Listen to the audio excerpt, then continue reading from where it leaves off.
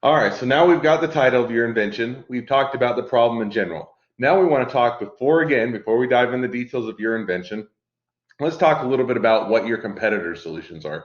And sometimes you, as an inventor, you say, well, there aren't any solutions, there aren't any competitors. There's almost always a competitor. If you're to think of somebody that's trying to solve this problem, if it was, communications, you had the telegraph before you had the smartphone, before you had the dial-up phone, you had the whatever it is, all horse and buggy, you had the Pony Express. You always had something that is a competitor. Somebody is trying to offer a solution to the problem. Now, it may not be as good as yours. It may not solve it as well. It may not be as cheap or affordable or efficient, whatever it is. And we'll get to your solution. But first, we want to set it up that we understand what the competitors are doing.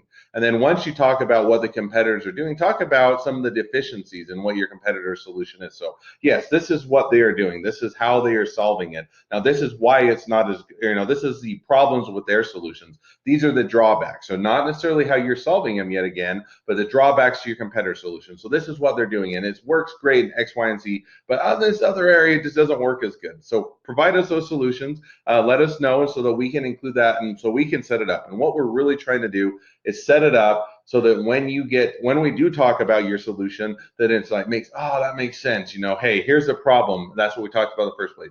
Here's what the competitors are trying to do, and it doesn't work very well. It doesn't, this is what they're doing. This is how it is. Here's their deficiencies. And then we're going to, in the next part, talk about your solution, talk about what you're doing. So in this section, let's keep it focused. Competitor solution, how they're addressing the problem, what they're doing, and what are the deficiencies. What is the problem with the competitor solutions that isn't being addressed that people don't like? Provide that details either again in written form or via video, and we'll get that included in your application, and then we'll go to the next step.